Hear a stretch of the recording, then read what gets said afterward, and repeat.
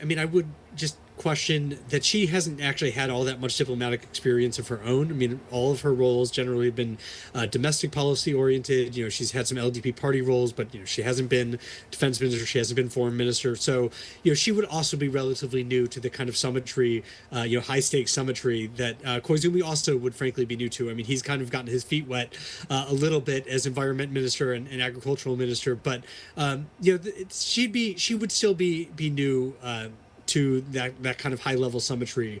Really the only candidates in the race with that kind of experience are Motegi and Hayashi. So if the LDP were prioritizing that kind of experience, I think they might be more inclined to one of those more senior veteran candidates. You're still taking a bet with Takaichi as well as with Koizumi.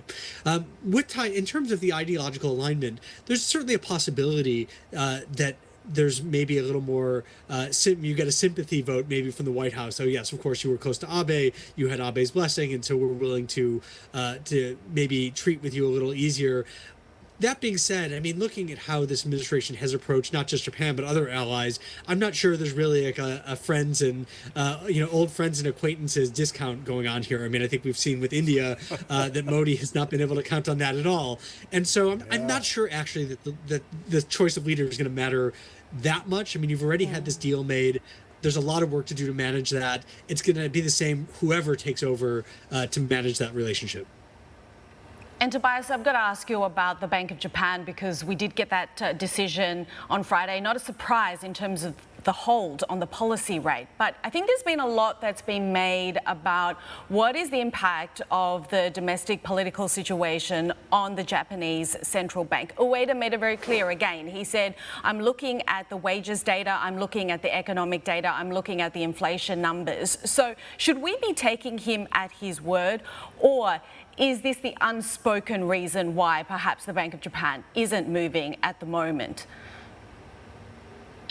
I mean, I think the reason, we've had this long hold too had a lot more to do with what was happening in Washington than what was happening in Tokyo, and, they were very clear, the difficulty of discerning the actual impact that U.S. tariffs will have on Japan's economy, the number of different channels. We got that very good speech from Himino earlier this month that really laid out the challenge of, really reading the impact on Japan's economy. And so I think, first and foremost, politics, in the United States probably matter more than domestic politics. And the fact is, the signals that you're getting from this LDP race are so muddled as far as fiscal and monetary policy are concerned that I don't think the BOJ really can wait one way or another, because it's not like, well, we might get a really, really dovish government that's going to lean hard on us, and therefore we don't want to, run afoul of them. And I don't think that, frankly, is a top reason for them to hold. I think it really is the data, and it is the questions, the lingering questions about the impact of U.S. tariffs on Japan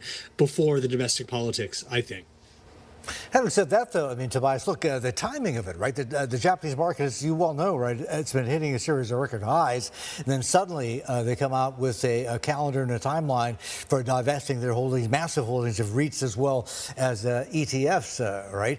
You combine that with the two dissenting votes, and it ends up being sort of a hawkish hold, this decision to do nothing on rates, right? So the headline is a zero burger, right? But what happened on the fringes, right?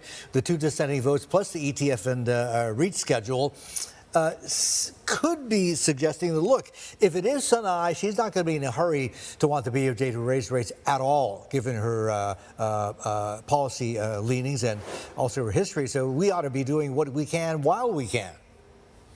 I mean, there's perhaps an argument for that. I mean, I think that the challenge, for Takaichi or for any LDP leader right now, and this was, I think, also the debate that we saw during the upper house election, the focus on, take-home pay, it's a different question than inflation, right? Because in some ways, it would seem that if you're interested in raising real wages, well, then raising interest rates, getting the yen stronger, would actually be, pretty good for every wage earner, to see, their take-home pay going further. So the discussion ultimately during the election was much more about, well, these tax changes, to try to leave more money in people's pockets, but it wasn't really about inflation. It wasn't really about real wage increases.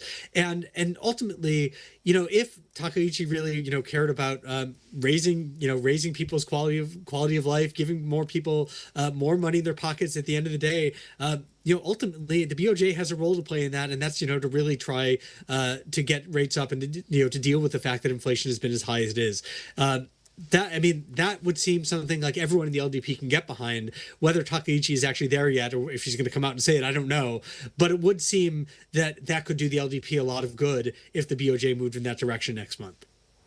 All right, Tobias, listen, always great value talking to you. Thank you for your time. Appreciate it. Sorry for holding you up from dinner. Go get some food now, and keep safe. We'll do it again very soon. Tobias Harris there from Japan Foresight, and the author of the book Just Over His Left Shoulder, The Iconoclast, probably the definitive biography of Abe Shinzo. And, of course, thank you to Lynn. Excellent as always. All right, still on geopolitics, 3 Commonwealth countries, Britain,